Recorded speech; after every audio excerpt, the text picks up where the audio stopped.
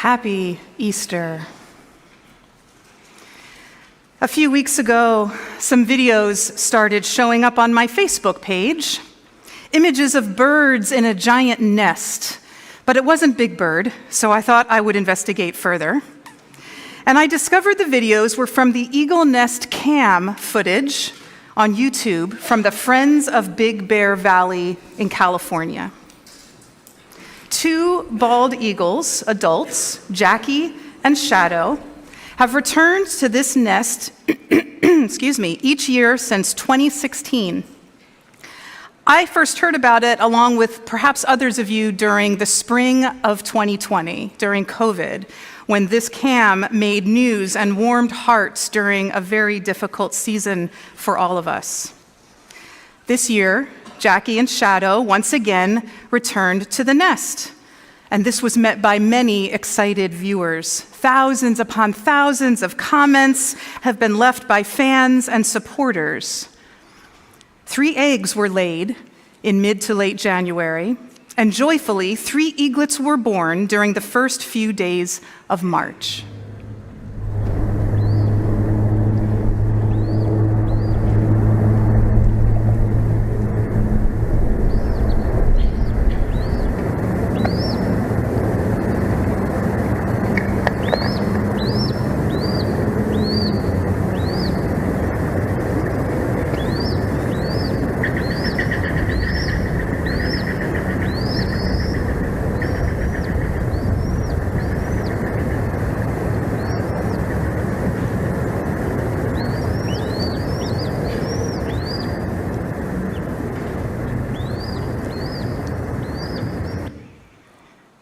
I can resonate with that parent frustration of trying to get your child to eat the bite and then it falls on the floor anyway. A couple of days later, Thursday evening, March 13th, a feeding at around 6 p.m. was the last time that all 3 eaglets were seen on camera. A massive winter storm came through, dropping 2 feet of snow on the area, including over top of the nest. By Saturday morning, March 15, the Friends of Big Bear Valley organization announced in a comment on YouTube and Facebook that one of the 3 eaglets had passed away and only 2 eaglets remained. The irony of the last meal on Thursday evening and sitting in the grief of passing on Saturday is not lost on me.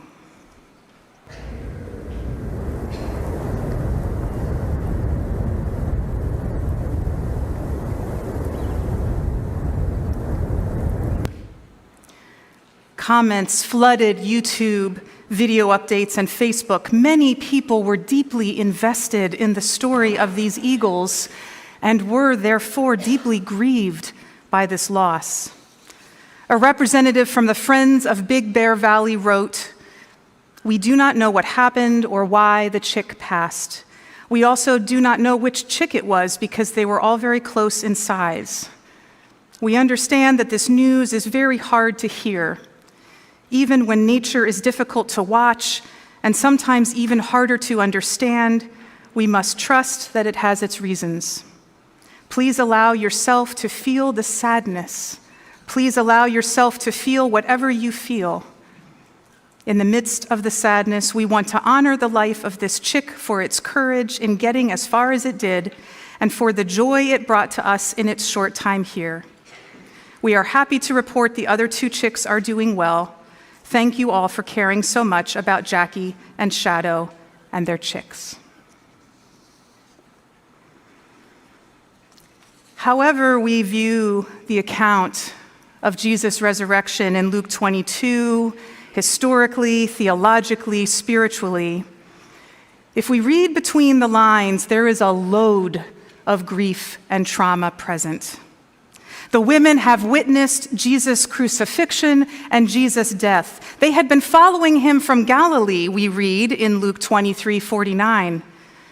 In my experience, when I have traveled with a group, with others, particularly over a distance and particularly to somewhere I've not been before, the group grows very close. You've shared a unique time and experience. Your life stories have overlapped. And so it was with Jesus and his disciples, a group which included far more than just 12 men. This group of friends, teacher and followers, family in a new sense of the word, had traveled together. Relationships had developed, lives had changed. And now they have witnessed the violent and tragic death of their leader. And when the women came to the tomb on the first day of the week to grieve and to mourn, things are not as they expect. The tomb is open. Jesus is not there. And their first response is not, "Hallelujah!" They are confused, frightened, perhaps worried that there has been a robbery, perhaps concerned for their own safety. The women are prompted to remember what Jesus told you while he was still living. Remember what he told you was going to happen. And they do remember, and they may still feel very uncertain, but they are convinced enough that this experience is happening that they go to tell the other disciples, now specified as the 11, Jesus' closest brothers. And the women are not believed. More trauma upon existing trauma, grief upon grief. The women share what they have seen and heard, but these stories, these words seemed to the male disciples to be an idle tale. In the CEB version, the women's words struck the apostles as nonsense. And we wonder why some find the scriptures, even the Christian faith, to be challenging. We can say, and we should say, that the patriarchal society in which the ancient authors are steeped is a really important part of the context that must be acknowledged. We can say that the author of Luke seems to have a particular affinity for the character of Peter and crafted this gospel version in a way to highlight the perspective of Peter in the story.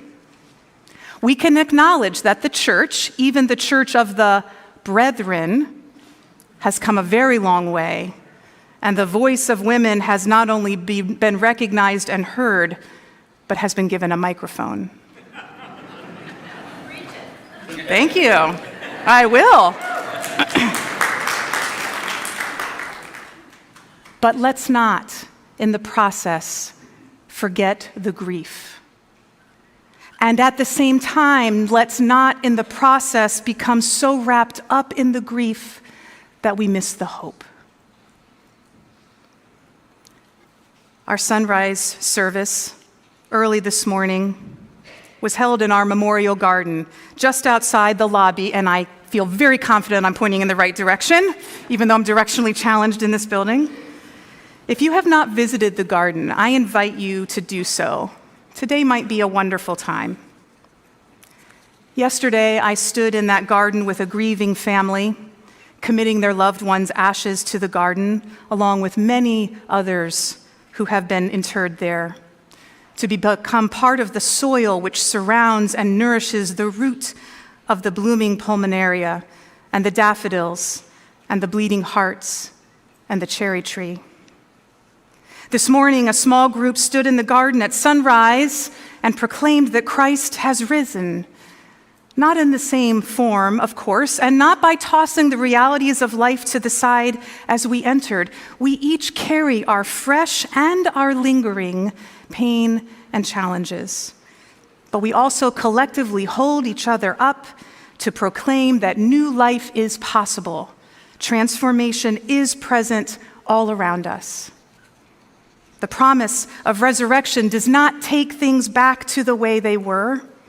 While Jesus continues to be present with us in spirit, he was not resurrected back to the same form that he had been before, nor was our dear third eaglet. But the other two eaglets have grown. They are barely even recognizable 1 month later. The awkward teenage years.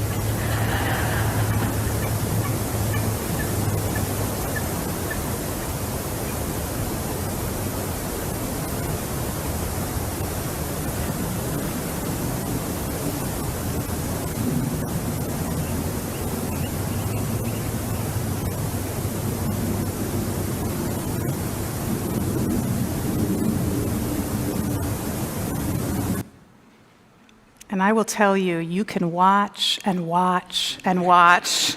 So I warn you, it's very fascinating to watch this nature happening. So what is between grief and hope?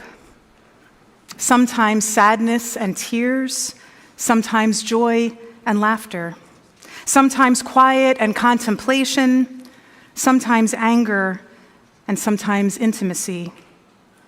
Sometimes we recognize we are not okay and we are coping.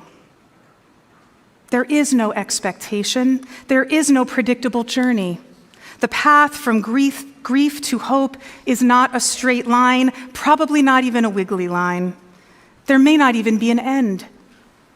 Although it may feel incomprehensible, though, joy can still exist after loss. Grief and hope are held together, overlapping like a Venn diagram of smiles and sobs, of brokenness and embraces, of memories and reminders, of dreams and longings. Sometimes more one, sometimes more the other, sometimes with clarity, sometimes as a muddled mess, but always with the promise that even in the midst of grief, hope is alive when we open ourselves to it. I invite you to listen to the words of this Mary Oliver poem, Don't Hesitate. If you suddenly and unexpectedly feel joy, don't hesitate. Give in to it. There are plenty of lives and whole towns destroyed or about to be. We are not wise and not very often kind, and much can never be redeemed. Still, life has some possibility left. Perhaps this is its way of fighting back, that sometimes something happens better than all the riches and power in the world. It could be anything, but very likely you notice it in the instant when love begins. Anyway, that's often the case. Anyway, whatever it is, don't be afraid of its plenty. Joy is not made to be a crumb.